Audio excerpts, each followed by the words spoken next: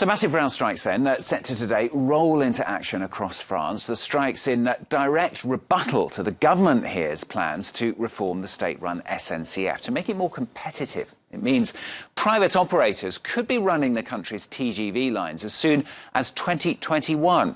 What could go wrong? Well, according to many, just look across the Channel in the UK, which privatised its railways in the 90s. And 25 years on, passengers there remain less than happy. Well, France 24's Haxie, Meyers-Belkin and Jonathan Walsh report.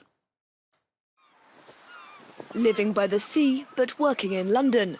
An arrangement too good to resist for many Brits. Brighton and Hove is just an hour away from the capital by train, but there's a catch. Commuters here are at the mercy of a line they describe as nightmarish. This is my season ticket. It costs just over £4,000, which is about 8% of my salary. And it gets me between Hove and London Victoria, so it doesn't even let me travel around the rest of London. Friends or family that I would tell how much I've paid, they can't believe it because it's an extortionate amount of money. Seats, meanwhile, are hard to come by, if that is the service is running.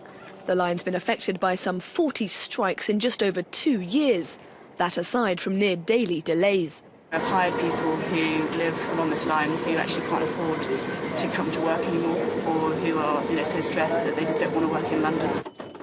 This year, Govia-owned Southern Rail was voted the worst train line in the UK for a third consecutive year. Some commuters have found novel ways to vent their frustration.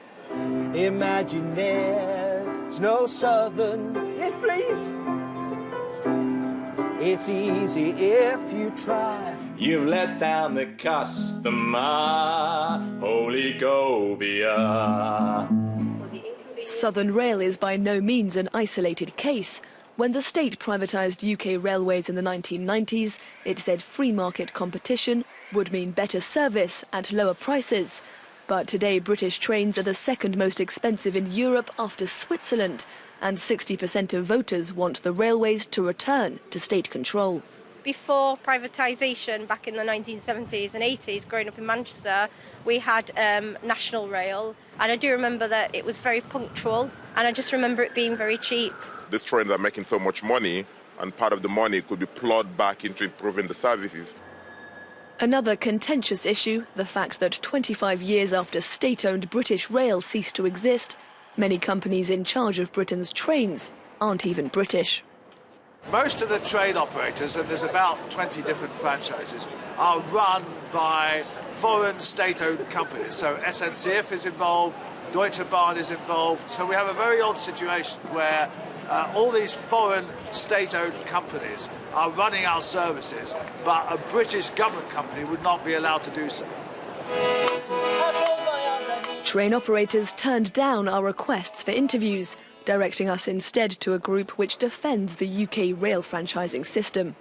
It's a myth that these profits are all being routed to shareholders and they're enormous profits. Also, the franchisees take a lot of risk in taking the franchises on. They're not guaranteed a profit.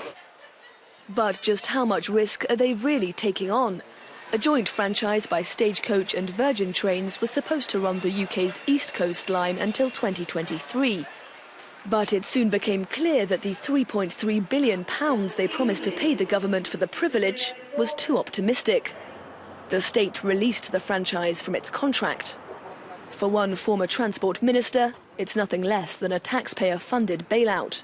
It's a private sector consortium between Virgin and Stagecoach, two of the wealthiest companies in the world, that has in fact failed in maintaining what is the most prestigious railway line in the country, which is the line from London to Edinburgh in Scotland. And what they're seeking to do at the moment is to breathe life into failing private companies. In compliance with EU directives, France is preparing to open up its railways to competition. Lord ADONIS believes France shouldn't make the same mistakes as the UK. My advice to President Macron over the management of the French railways would be bring in competition, but don't weaken SNCF. The French government insists the SNCF will remain a public company, but French rail unions look across the Channel and worry that privatisation isn't so far off.